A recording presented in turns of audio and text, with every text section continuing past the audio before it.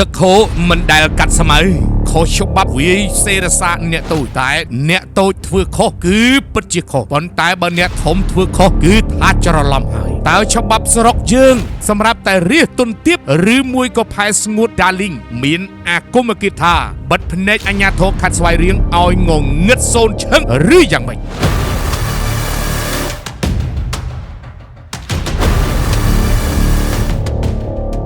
ទូការរីគុណខ្លាំងវីវ៉ធំហើយផ្អើលឈុលជាច្រើនលើកជាច្រើនសារនៅខេត្តស្វាយរៀងនេះខណៈដែលផែស្ងួត Darling ហ៊ានបិទផ្លូវក្រវ៉ាត់ព្រំដែនយុទ្ធសាស្ត្រជាតិធ្វើជាទីតាំងផ្ទេរទំនិញឯកជនទៅវិញនិងប្រើនគរបាលអន្តោប្រវេសន៍យាមកាមយ៉ាងអនាធបត័យបង្កឲ្យមន្ទិលសង្ស័យថាមានអំពើពុករលួយជាប្រព័ន្ធហើយ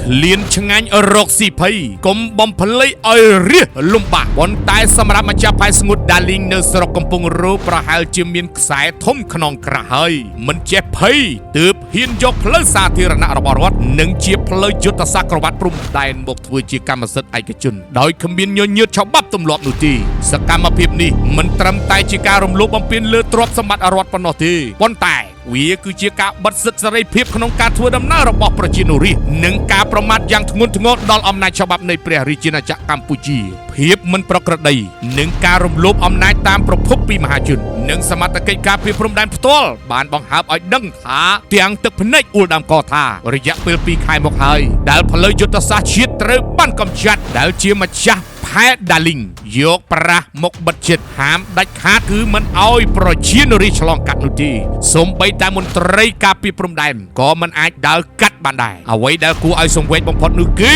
ការប្រើប្រាស់កម្លាំងរដ្ឋបម្រើបុគ្គលការយកមន្ត្រីនគរបាលអន្តោប្រវេសន៍ព្រៃវ៉មកយាមកាមការពារផលប្រយោជន៍ឲ្យក្រុមហ៊ុនឯកជនគឺជាការប្រើប្រាស់អំណាចខុសគោលដៅហើយតើនគរបាលជាតិបម្រើរាស្ត្រឬក៏បម្រើថៅកែផែននេះអាចបំបាំងក្នុងកុងធីន័រការបិទផ្លូវយាមកាមយ៉ាងតឹងរឹងបំផុតនេះបានធ្វើឲ្យគេសង្ស័យថាមានទំនិញកិច្ចពន្ធឬទំនិញខុសច្បាប់អ្វីខ្លះដែលកំពុងផ្ទេរនៅទីនោះបើរកស៊ីសុចរិតហេតុអ្វីត្រូវខ្លាចភ្នែករាស្ត្រនិងភ្នែកអ្នកកាសែតបែបនេះភាពស្ងៀមស្ងាត់នៃអាជ្ញាធរលោកកឹមកញ្ញារានាយប៉ុស្តិ៍ព្រៃវ៉បិទទូរស័ព្ទគេចវេះរហូតចំណែកលោកម៉ែនអេងអភិបាលរងខេត្តស្វាយរៀងឆ្លើយថាជាប់ប្រជុំជាប់រវល់បន្តិចតើនេះជាសញ្ញានៃការបើកដីភ្លើងខៀវឬក៏ជាប់ពាក់ព័ន្ធក្នុងផលប្រយោជន៍ដែលមិនអាចនិយាយចេញបាននេះគួររំលឹកផងដែរថាដំរីស្លាប់យកចង្អេរមកបាំងវាមិនចិត្តទេទង្វើរំលោភយកផ្លូវរដ្ឋធ្វើជាទីធ្លាផ្ទេរទំនិញរបស់ផែស្ងួត Darling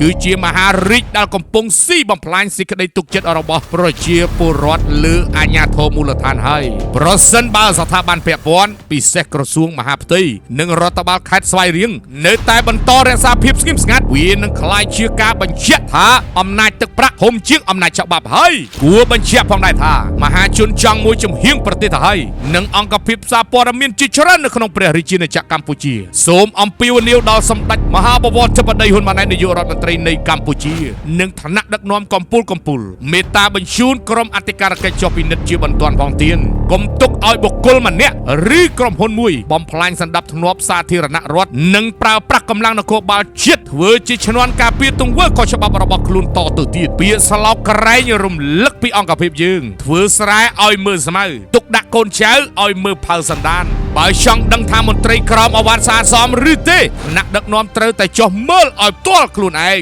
កុំគ្រាន់តែជឿជាក់លើរបាយការណ៍ក្រដាសសមួយសន្លឹកនេះឲ្យសោះហាងក្រុងធម្មជាតិជាជំរឿនដ៏ល្អឥតខ្ចោះសម្រាប់សួនប្រណិតរបស់អ្នកពីហាងក្រុងធម្មជាតិទំនាក់ទំនងមកយើងខ្ញុំឥឡូវនេះ010